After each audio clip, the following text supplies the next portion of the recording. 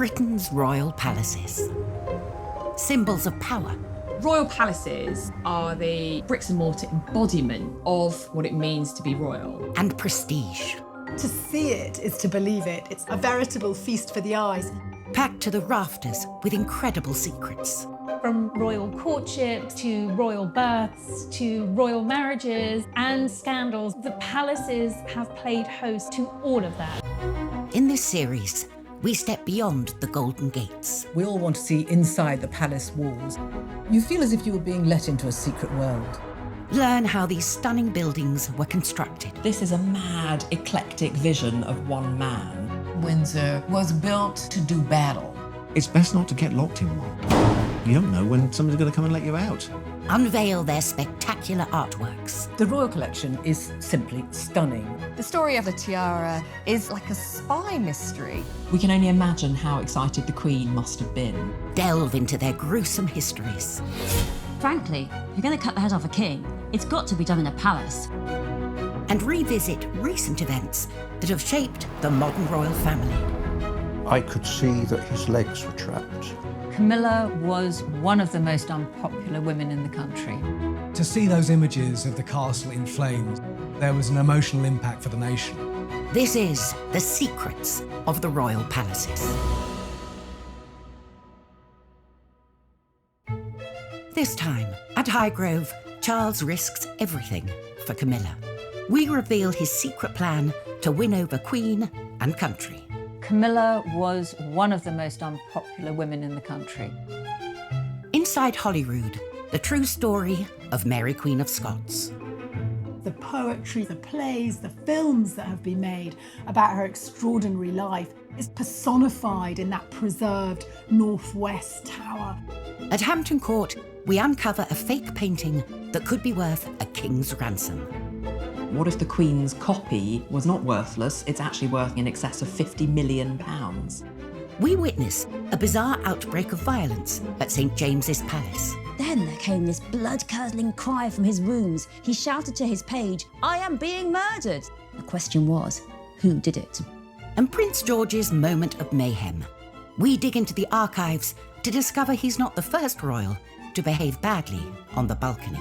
History was repeating itself, and it was around 30 years before that Harry was seen on the balcony doing exactly the same thing to his cousin, Princess Beatrice. The royal family have a palace for every occasion.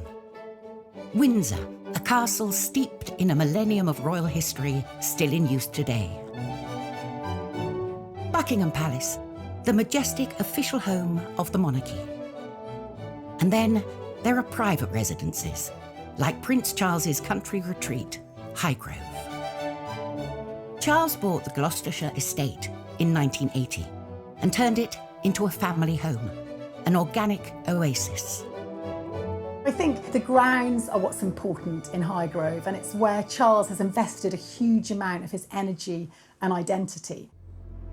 But behind the public images of a happy family, domestic disharmony was brewing. Camilla lived just half an hour down the road. Camilla Parker Bowles was famously the other woman, the woman of whom Diana said, "There are 3 people in our marriage," so it was a bit crowded. Camilla was this scarlet woman that pretty much the whole nation hated. When Charles and Diana separated, Camilla quickly became a regular at Highgrove. Charles's public affair and messy divorce had damaged the monarchy. And following Diana's tragic death in 1997, the family hit a new low. People were devastated by Diana's death, and they blamed Camilla. Camilla was one of the most unpopular women in the country. And the Queen, it seemed, blamed Camilla too, steadfastly refusing to acknowledge her. The Queen was distancing herself from this woman to protect the integrity of the crown and to support the throne. She was a dangerous, destabilizing influence on the throne. And so started a tale of 2 palaces at war over this one seemingly irreconcilable issue. At Buckingham Palace, the position was clear. Camilla was not welcome. But at Highgrove, Charles was determined to follow his heart. A rift developed that threatened the future of the monarchy. Camilla was, as he famously put it to one of the Queen's aides, non-negotiable. Charles hired a new PR guru and embarked on a mission to change public perceptions. Outdoorsy Camilla was given a fashion makeover. She started to wear skirt suits. Her hair was styled. These small things just began to build this image of an appropriate royal companion. Charles began to be seen out with Camilla. The tide of public opinion was turning, but the palace would not be so easily swayed. There were some quite senior figures at Buckingham Palace who wanted no Camilla at all, ever. It was absolutely vital that his mother should accept her, and it was also absolutely vital that the British public should accept her. A full-blown constitutional crisis was brewing. In 1998, Charles's 50th birthday became key. A number of events were planned, and the guest lists would be telling. Up first, at Buckingham Palace, a formal reception hosted by the Queen. But Camilla was excluded. Camilla wasn't invited. The royals are quite into this no ring, no bring rule. If you're not actually married or at least engaged to someone, they're not generally invited to big royal family events. Everything at that time was viewed by Charles as a snub. They viewed any setback with considerable hostility, and they blamed it on the courtiers, the people around the Queen, who were unprepared to change. Then at Highgrove, on Charles's actual birthday, there was a private party. Camilla, by now very much at home there, played hostess. The Queen and Prince Philip stayed away. I think the fact that the Queen didn't go is quite significant. She felt she was being boxed in and pushed into something by Charles's media handlers. She knew at some stage she and Camilla would have to break bread, but it was too soon. It's been said Prince Charles was particularly hurt by the Queen not attending that party. Charles was desperate to break the deadlock. He wanted to engineer a meeting away from prying eyes. Highgrove would be the perfect location if he could get the Queen to accept. 2 years later, he saw his chance. In 2000, Charles held a birthday party for his cousin, King Constantine of Greece, and he invited the Queen. He also invited Camilla, and the Queen knew perfectly well that Camilla would be at the party. It wasn't at Buckingham Palace or Windsor or Sandringham. It was at Charles's favourite place. The party was to be at Highgrove, where Camilla was by now completely at home.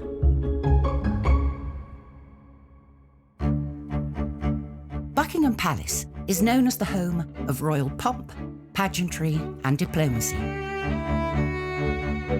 400 miles away, its Scottish counterpart is not windswept Edinburgh Castle, but the Palace of Holyrood House.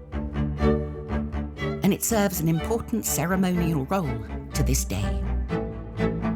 Holyrood is perhaps one of the great forgotten palaces. It's the seat of the Scottish First Minister, but it, in fact, is a royal palace. Each summer, the Queen's official residence in Scotland becomes the focus of a traditional royal festival. For 1 week every year, the Queen goes to Scotland, and it's called Royal Week. She bases herself in the Palace of Holyrood House, and she loves that week. And I think the people of Scotland love seeing her.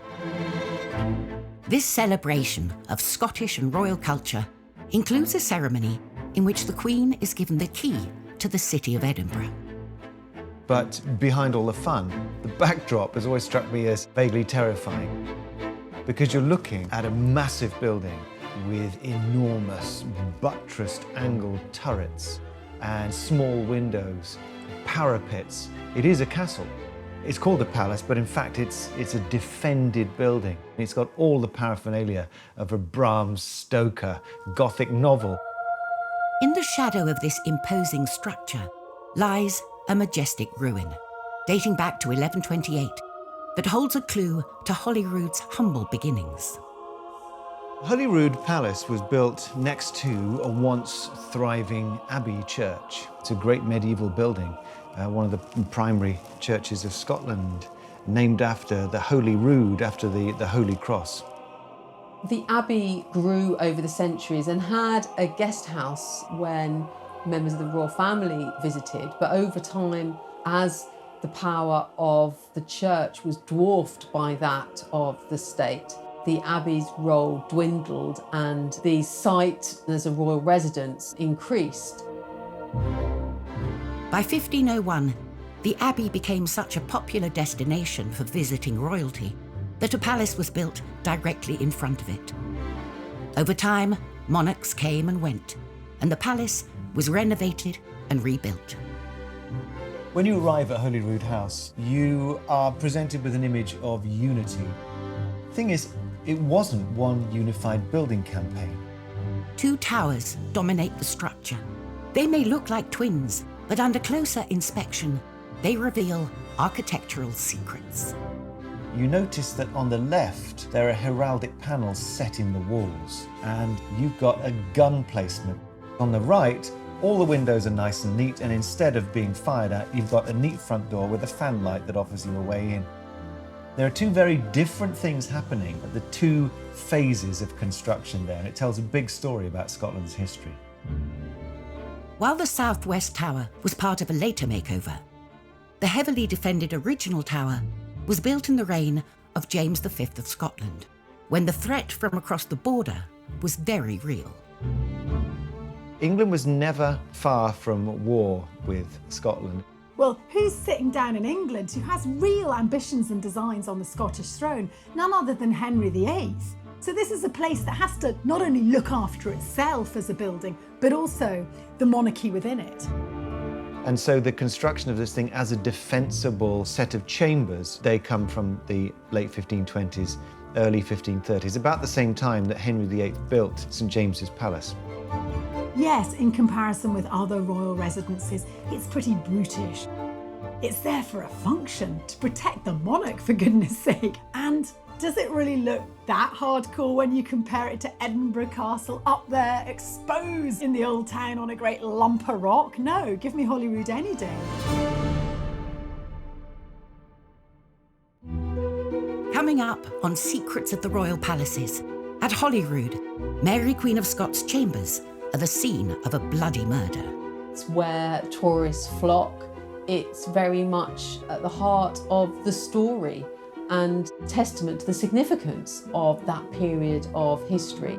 And could Charles break the deadlock between the Queen and Camilla at his Highgrove summit? The Queen is a lady of very few words. And I think that she would be very guarded at first with Mrs. Parker Bowles.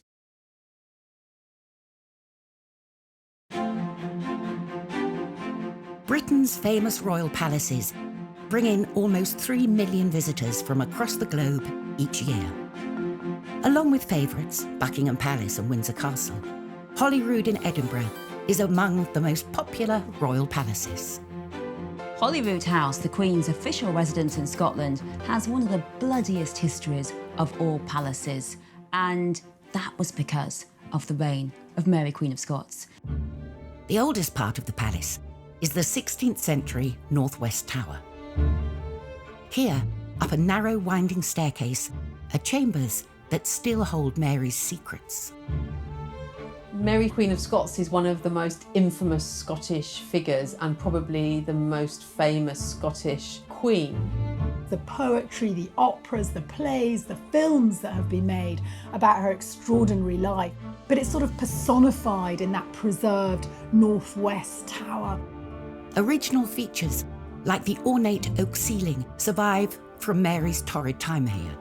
Now, Mary Queen of Scots, she really chose some of the worst husbands in royal history, and I know there's competition, but she chose some baddies. Following the death of her first husband, the young King of France, Mary married Lord Darnley and fell pregnant. But Darnley was not to be trusted. Lord Darnley, almost as soon as he married her, started turning against her, plotting against her, and really trying to seize power from her. One of the defining moments of her reign is this cold-blooded murder, instigated by her husband, Darnley. 8 p.m, Saturday the 9th of March, 1566. Mary was dining in her chambers with her ladies and her private secretary and great favourite, David Rizzio. You know, she was heavily pregnant. Then suddenly, Darnley and loads of Scottish lords break into Mary's room and they seize Rizzio. Mary, she's terrified. She's 6 months pregnant, one man weighs a gun at her pregnant stomach. Darnley and the lords are jealous of Rizzio.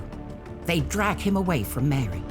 In front of her eyes, he's murdered by not just 1 or 2, but 56 stab wounds, dragged across, I think, the bedchamber floor, tossed down the stairs. It was a red herring, the whole Rizzio thing. It was Mary they wanted. The lords wanted to take Mary prisoner and steal power and put her baby on the throne. Mary is under arrest. Her beautiful palace of Holyrood that she has loved and decorated with her tapestries and all her furniture, it is now her prison. Eventually, Darnley relented and helped Mary escape. A year later, Darnley himself was murdered. For tragic Mary, there was to be one final doomed marriage at Holyrood, but no happy ending.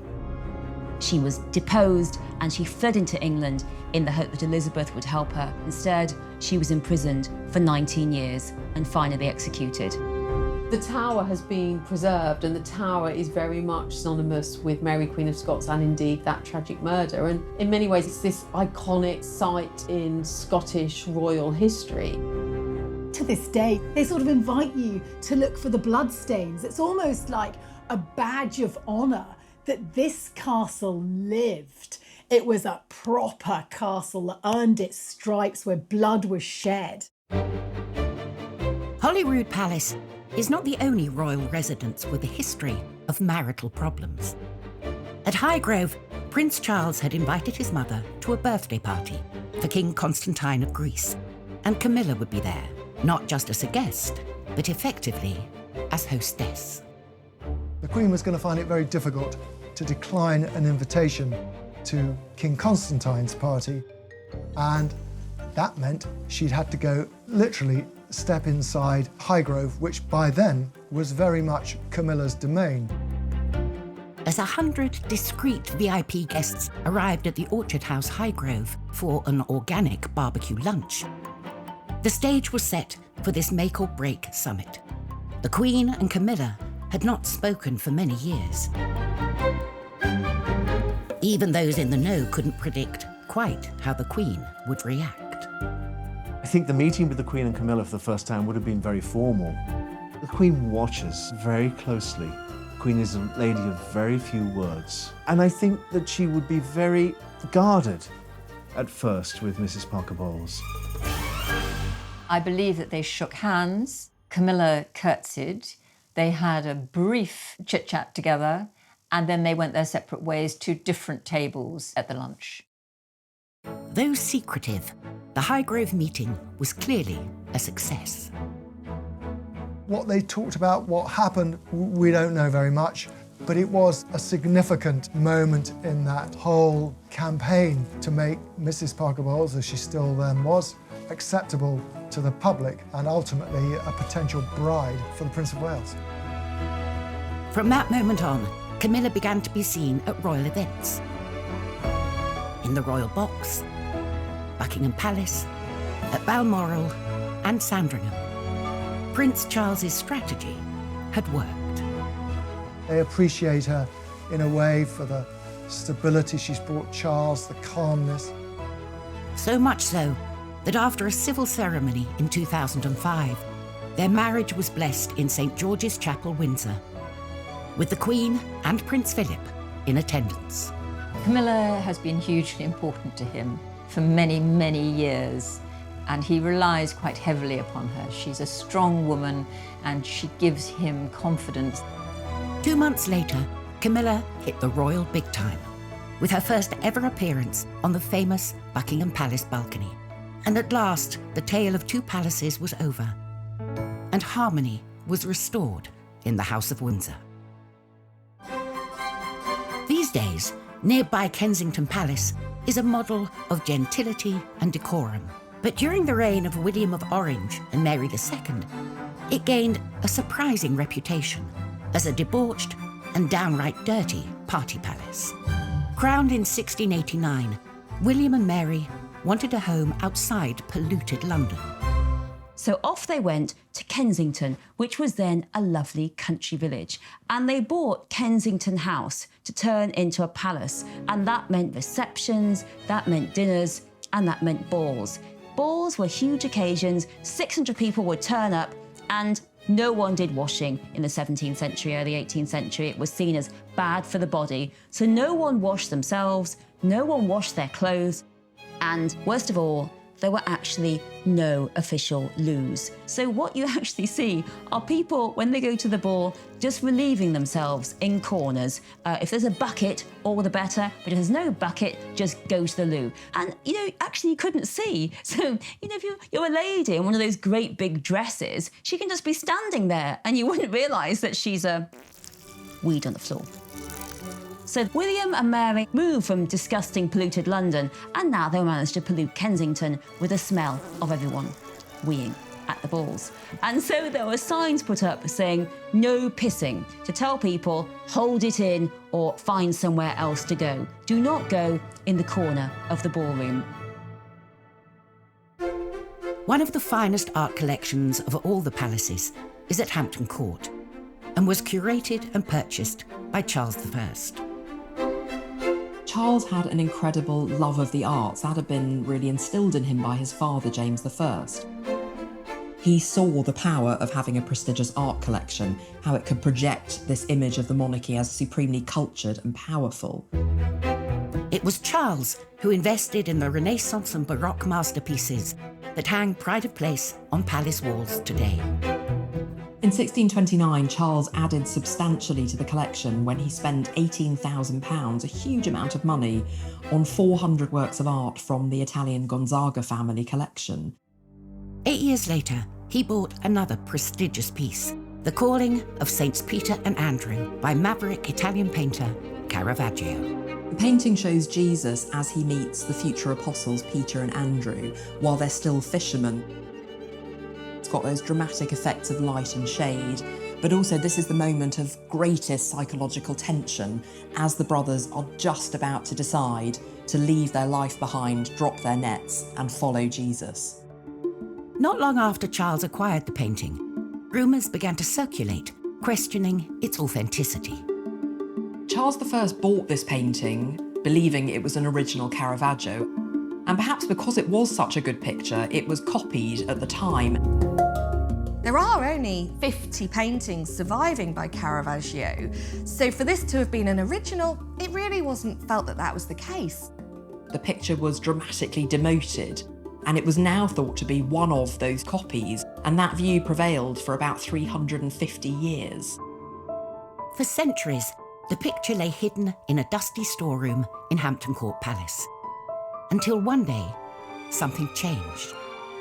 The story goes back to 1987 when an Italian curator suddenly asked a bold question: what if the Queen's copy was in fact the lost original? The painting was taken in for conservation work. It was very dirty. There were layers and layers of varnish that had built up. It took 6 years of detailed conservation work to find an answer. On closer inspection, evidence mounted. Could this be the lost original? Caravaggio was quite unusual. He would paint straight onto the canvas, but he would etch in an underdrawing. And as the conservators looked closely, they could see around the face that these etched lines were there. There's the speed and the confidence of the brush strokes, which mean that this must be the real deal. It's got a real energy to it that a lot of his contemporaries just weren't able to match. This had to be a Caravaggio. The palace had unearthed a rare art treasure, and their findings stunned the art world. Suddenly, in 2006, there's a dramatic announcement. The painting really is by Caravaggio, and it's not worthless. It's actually worth probably something in excess of £50 million. This was a really incredible discovery. It's the sort of thing that only happens once or twice in a generation. We can only imagine how excited the Queen must have been. The idea that a Caravaggio painting was hidden in plain sight, it's a dream come true.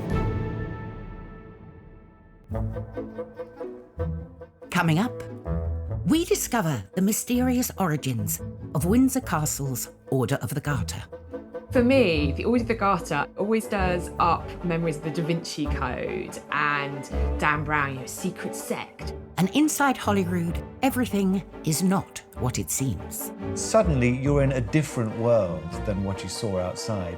It opens you up to a world of 17th century confidence and extravagance.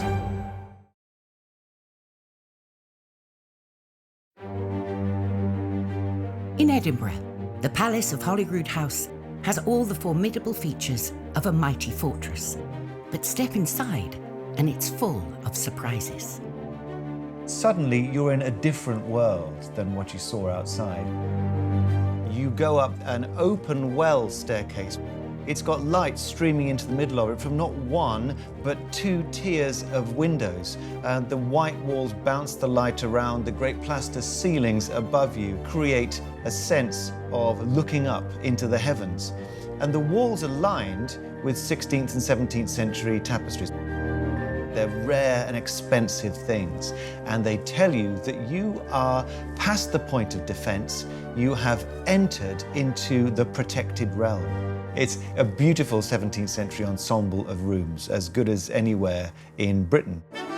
These opulent interiors were born out of a period of great turmoil. Holyrood had been gutted by an occupying Republican army, led by one Oliver Cromwell. We know that Oliver Cromwell billets his men there and doesn't really treat it with due respect. For crying out loud, this guy's a Republican. It's all about the barrel of the gun and the good word of the Lord. And he's not about the sort of flash symbols of monarchy, far from it. When the monarchy was restored, new King Charles II wanted to make a statement with a bold reinvention of Holyrood, hiring renowned classical architect Sir William Bruce.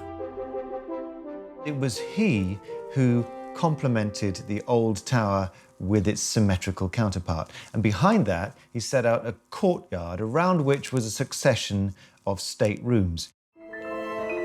You start off at the top of the stairs with a presence chamber and then go through to a privy chamber of increasing richness.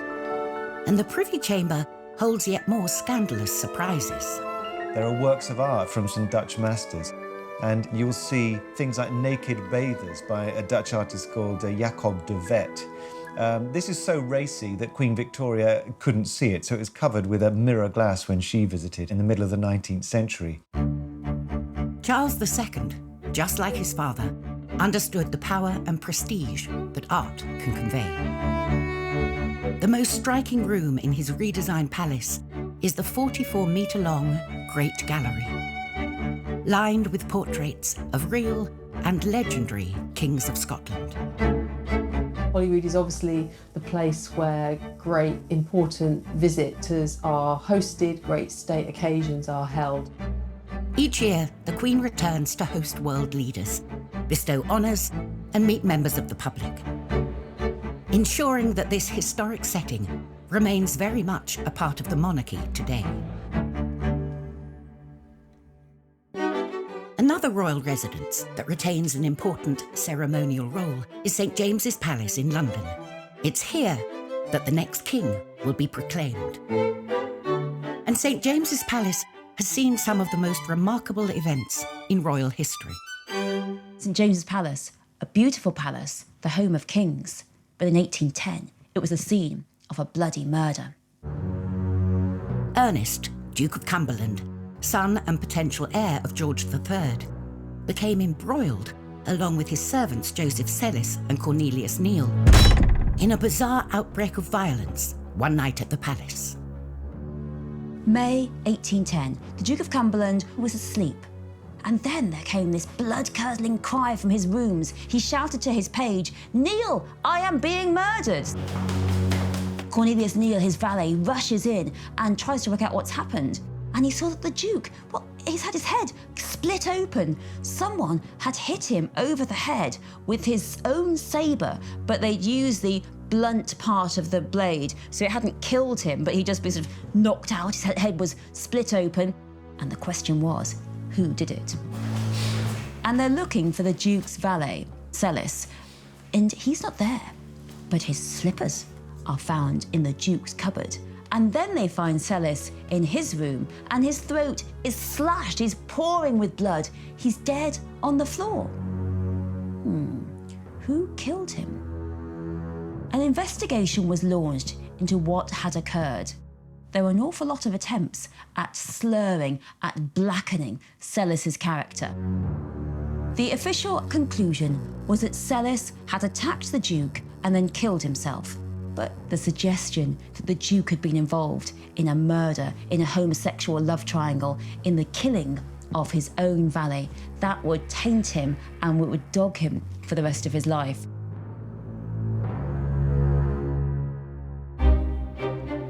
Historically, being a monarch or heir to the throne was a risky business.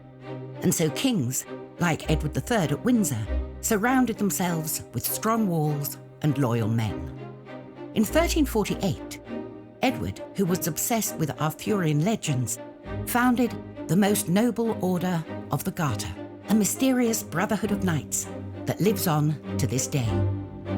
The Order of the Garter is the highest order of chivalry in England, and in fact it's the oldest order anywhere in the world that's been in continuous existence. It's a group of 24 people who are fiercely loyal and swear to protect the king and country.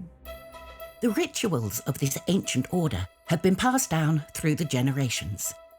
Every year, on the traditional Garter Day, the Queen, knights and ladies process through Windsor Castle to St. George's Chapel to attend a special service.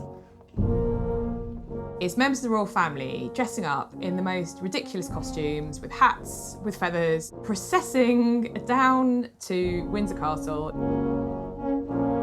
It is a picture opportunity for the wives mainly, like Camilla and Kate, to laugh at their husbands. Beyond the pomp and pageantry, what does it actually mean to be a Knight of the Garter? I don't think we really, as a nation, have much idea of what it's all about. For me, the Order of the Garter, I don't know quite why, it always stirs up memories of the Da Vinci Code and Dan Brown, secret sect. Since the earliest records of the order were destroyed by fire, little is known about its true origin and purpose. The spiritual home of the order has remained St. George's Chapel, Windsor. The banner of every living member is displayed here. These are the flags of the knights and ladies of the Order of the Garter. Now, when a new knight or lady gets invested, they get given their own heraldic flag. Today, the Queen chooses members from a variety of backgrounds in recognition of their public service. And new banners are drawn up by the College of Arms. The flags are 5 foot square, they are all handmade and meticulously hand-painted, and they're full of personal symbols that relate specifically to the history and life of the person who's just been brought into the order. Mary Peters, for instance, who won the pentathlon in the 1972 Olympics, has the Olympic rings in the centre of her flag. John Major has a portcullis, the symbol of the Houses of Parliament, and on top of that are 3 cricket balls to reflect his passion for the game. The 24 loyal knights and ladies are joined in the order by another very select group. Some members of the royal family act as extra members, and the Queen Mother was one of those. The royal standard of Queen Elizabeth, the Queen Mother, combines the royal standard of her husband, King George VI, with her own family coat of arms, the Bowes Lions. So she has lions represented, but also 3 bows. The Queen Mother's standard hung in the chapel for 66 years. Upon her death, it was taken down to make way for a new member. Prince Charles, who was particularly close to his grandmother, couldn't bear to be parted from it. Anyone who goes to Clarence House, one of the first things that they will see as they come in through the front door is the banner hanging there. Every time he saw it, it would act as a reminder of his beloved grandmother. And so this national treasure continues to fly inside its new palace home.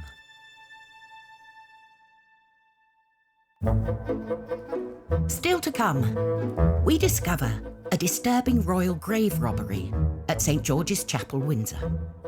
If you thought that the only tomb raider out there was Lara Croft, well, there's another one, and that was the Prince Regent, future King George IV. And we catch royal kids behaving badly at Buckingham Palace. George starts belting out his best rendition of God Save the Queen. Suddenly Savannah realises, gosh, we're royals, we shouldn't be doing this.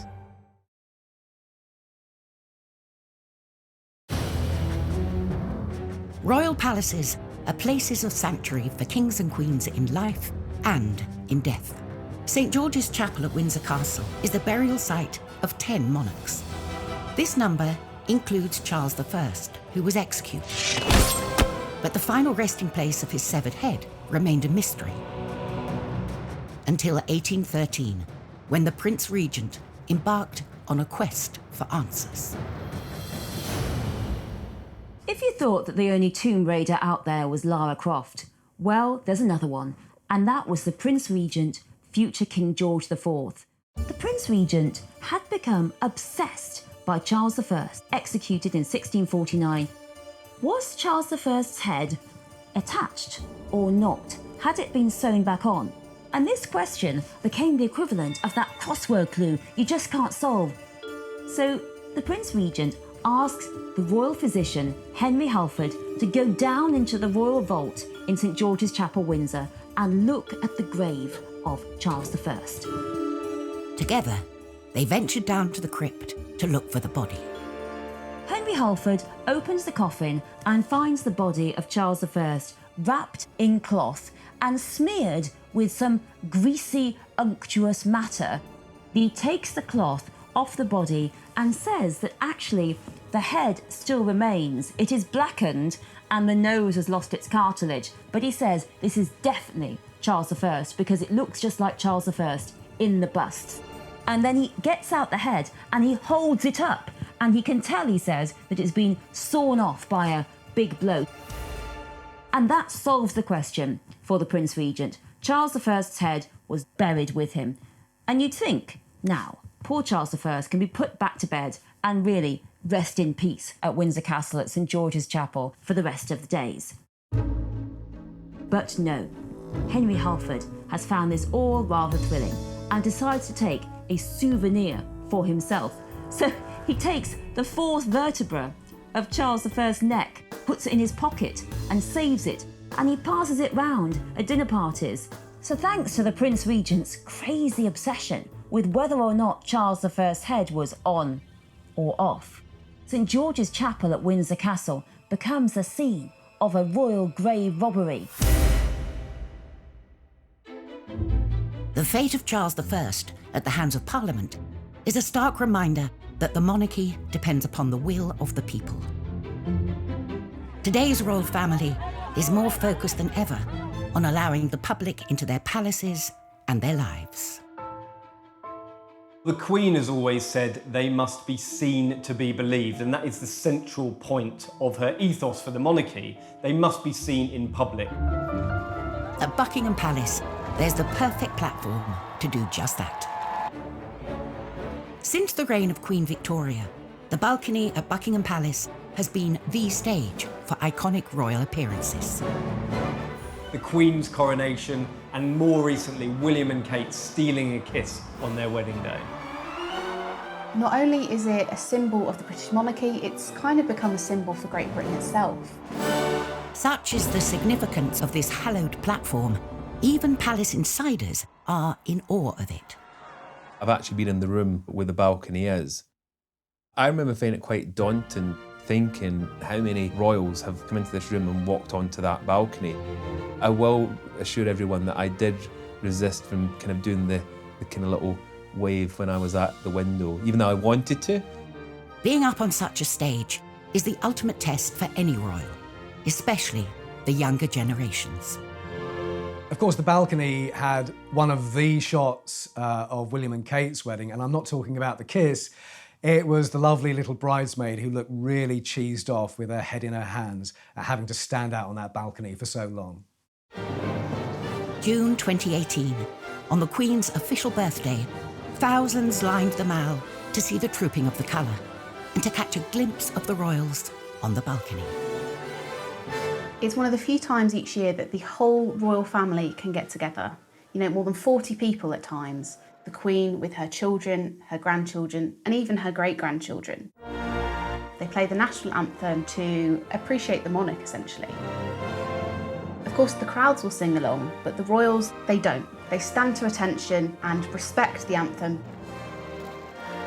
At the front of the balcony, Prince George was next to his older cousin, Savannah Phillips. The royals are being very stoic when suddenly Savannah starts conducting the band.